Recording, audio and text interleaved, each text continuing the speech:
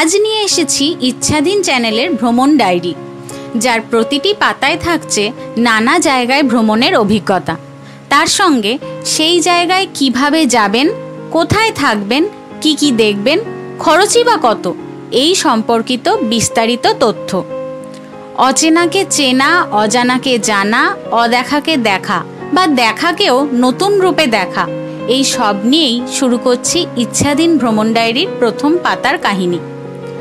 আজ আমাদের গন্তব্য এনজেপি থেকে প্রায় 70 কিলোমিটার দূরে, দার্জিলিং থেকে 26 কিলোমিটার দূরে অবস্থিত পাহাড় পাইনে ঘেরা ছোট্ট গ্রাম তিনচুলে। আমরা যাত্রা শুরু করেছিলাম 02517 Kolkata Guwahati special fare AC superfast এক্সপ্রেসে রাত 9:40-এ। নির্ধারিত সময়ে ট্রেন কিন্তু ছেড়েছিল। ট্রেন ছিল বেশ পরিষ্কার পরিচ্ছন্ন আর সার্ভিসও ভালোই ছিল। রাতে ট্রেনে উঠে ডিনার করে তাড়াতাড়ি ঘুমিয়ে পড়েছিলাম, তাই সেদিন আর কোনো ভিডিও করা হয়নি। সকালে যখন ঘুম ভাঙল, ট্রেন তখন কিষানগঞ্জের কাছাকাছি এবং যথারীতি 1 ঘন্টা লেটে চলছিল।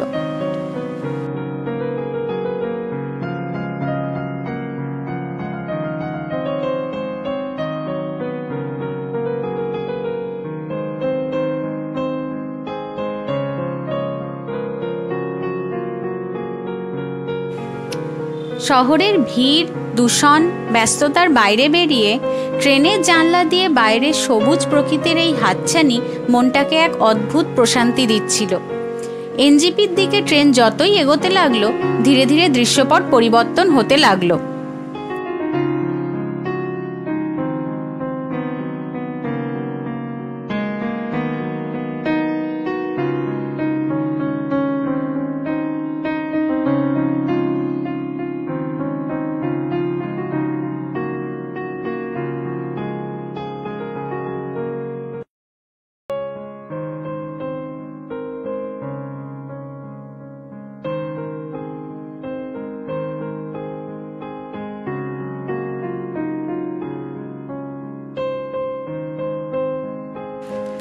দুরন্ত গতিতে ছুটছে ট্রেন।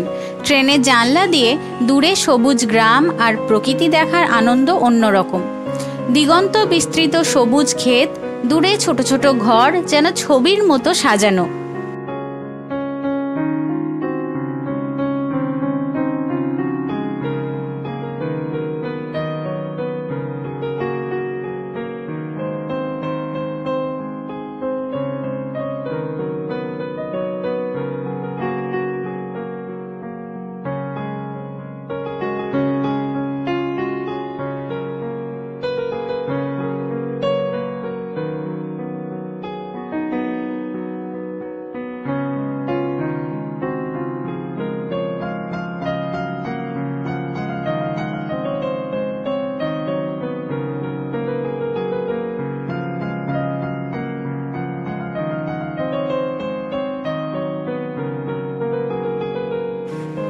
মাঝে মাঝে স্টেশনে যখন ট্রেন থামছিল, তখন দেখছিলাম কর্মব্যস্ত মানুষের জীবন।